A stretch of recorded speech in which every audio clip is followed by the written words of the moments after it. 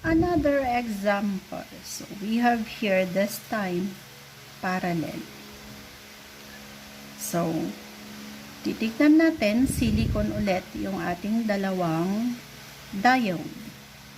And it is connected in parallel with the supply. So, therefore, at this point, the anode is connected to the more positive of the supply. Naka-forward bias yan. D2 is again connected to a more positive of the supply. So, therefore, naka-forward bias yan. So, equivalent circuit becomes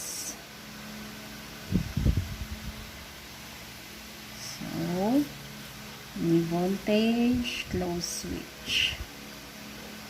Another knee voltage, then a close switch.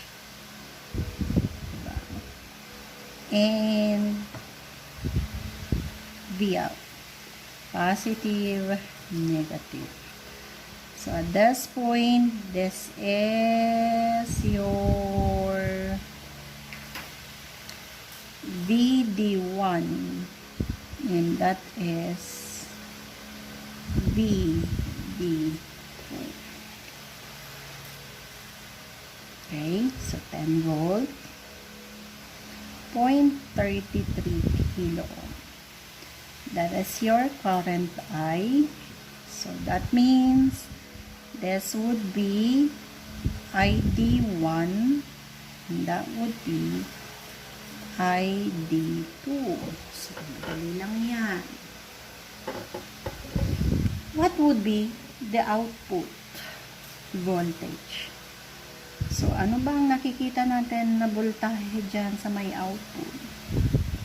Parallel connection.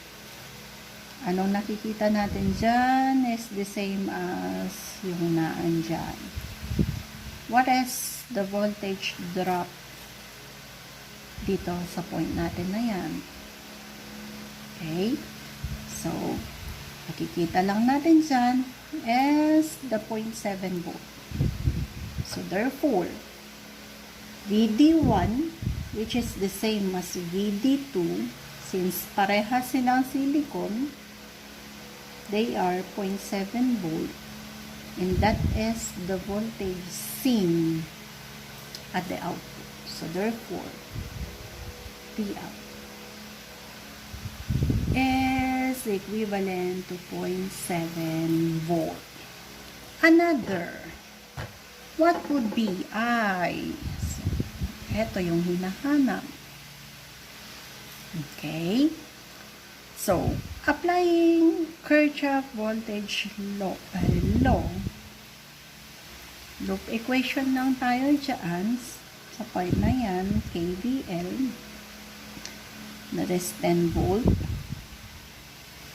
minus I times 0.33. So, 0.33 yan. Kilo ohm minus the 0.7 volt is equal to 0. Therefore, I is equivalent to 10 minus the 0.7 divided by 0.33K equals, make pindot on the calculator, that is equivalent to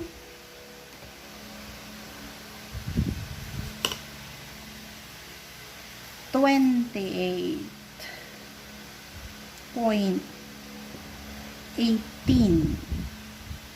milliampere. So that is the current flowing through the resistor of 0.33K ohm, which is the I. Next, what would be ID1? And what would become ID2? Since this is a common node, whatever the value of your I here would split between the current flowing through D1 and yung iba pupunta sa D2. And they have the same material of silicon, therefore, current flowing in here would be divided between D1 and D2. And since parehas lang sila, okay, we can assume that whatever the current flowing through ID1, it is the same as the current flowing to ID2. Okay? Pero, ano pero siya? Using Kirchhoff current law. Okay? Using this node na to. I is equivalent to, so ID1, that is ID2. Papasok and palabas na current is equal to ID1 plus ID2.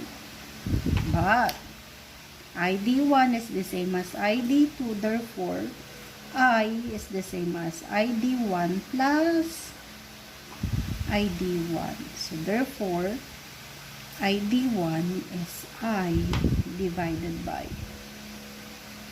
2. So that is 28.18 milliampere divided by 2. So divided by 2. We have 14.09 milliampere. And that is ID2 is equal to ID1, therefore 14.09 milliampere is also the value of ID2.